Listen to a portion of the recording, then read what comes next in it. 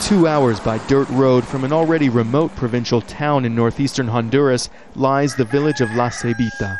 It's one of a few dozen mountain hamlets that are home to members of the Tolupan indigenous group. 2 years ago, President Manuel Zelaya launched an ambitious program to bring government services here for the first time, financed mostly by foreign aid. Until July 28th, it was all going really well. Since that day, everything has gone badly. It all stopped. That was when Zelaya was overthrown in a coup. Most foreign donors have since cut off aid to Honduras' de facto government. In La Ceibita, there was suddenly no money to build roads or pay teachers. The cornerstone of the village's modernization was supposed to be this 24-room health clinic, now half-built and gathering dust. That's the biggest shame for us, the hospital.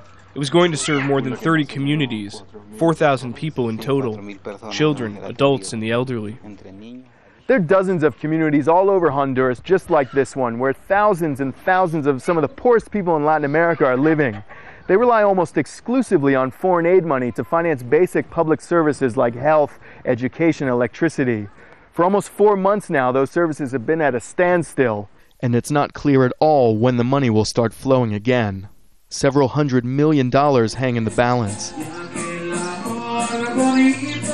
Every major international organization and several bilateral programs have suspended aid to Honduras' de facto regime, which no government in the world recognizes. For countries like Honduras, aid money often fills budget gaps for projects aimed at the poorest. An estimated 20% of the government's budget actually comes from foreign sources. To people like Santos Hilarias, a mother of 5 children in La Ceibita, coup d'etats and the mechanics of international financing are distant abstractions. We don't have a doctor. We need a doctor close to here because we don't have the money to go to Tegucigalpa for emergencies. Tegucigalpa is about 8 hours away by bus. By that point, we just deliver a body because the patient will have died. The longer Honduras' political crisis drags on, the more the legitimacy of next month's presidential elections could be called into question. That means the aid cutoff could last indefinitely, leaving communities like this one to fend for themselves once more. Craig Mauro, Al Jazeera, La Ceibita, Honduras.